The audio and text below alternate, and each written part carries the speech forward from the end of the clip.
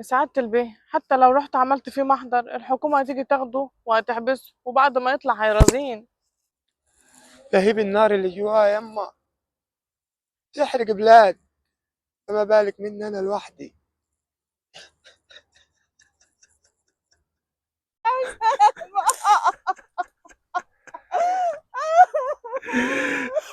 اسمع يا مرسي، هتفحت فحرة 10 متر وهترميها فيها وهي حية وتردم عليها.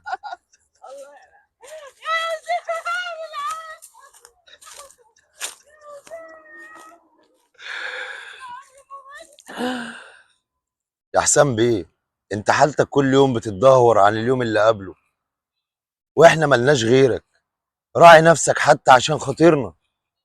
طب خلاص يا حسام، خلينا نغير الموضوع ده. ما تقطعش قلبي عليك يا ولدي.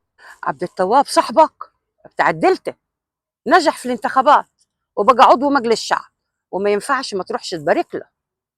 اتصل عليك لقى تليفونك مقفول، فاتصل علي وقال لي انه عامل ليله كبيره، وان حسام لو ما جاش يبارك لي اني هزعل منه. طب يا ام جميله خلي موضوع الواد ده عليا، وانا اوعدك انه مش هيتعرض لك تاني في حياته. يما بالله عليكي، انا لا قادر على سفر ولا اختلاط بالناس. لا يا ولدي، الاصول اصول. الراجل طول ال5 سنين اللي فاتوا بيجي لك بالمره والاتنين في الشهر عشان يطمن عليك. مش عايز تروح تبارك له؟ هبقى بارك له يما في التليفون. لا، انا هجيبه لك على التليفون وانت تبقى خالص معاه. وعاوزة خدمة منك تاني اللي هو تقل عليك يا سعادة البيه.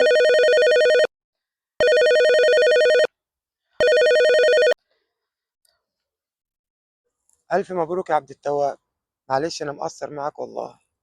لا يا صديقي، انا هعتبر نفسي ما سمعتش حاجه لحد ما انت تيجي تبارك لي بنفسك واسمعها وداني وتاخدني كمان بالحضن.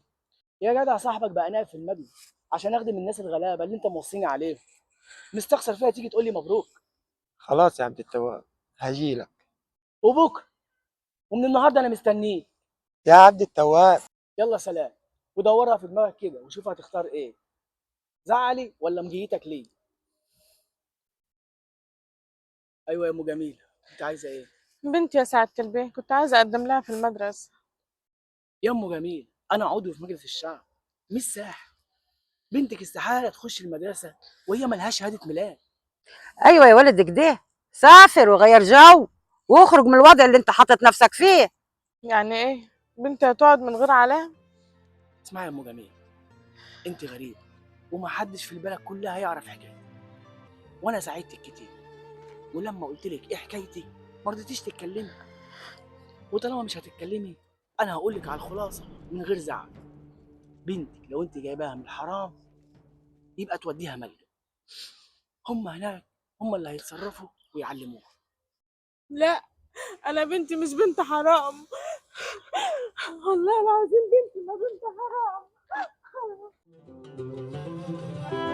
لهيب النار في قلبي والليل عليا طال، عايش في جرحي لوحدي ما بقتش اشوف نهار. يا دنيا المر فيكي طعمه ولا الصبار، الملح ساكن جرحي والدمع في عيني نار.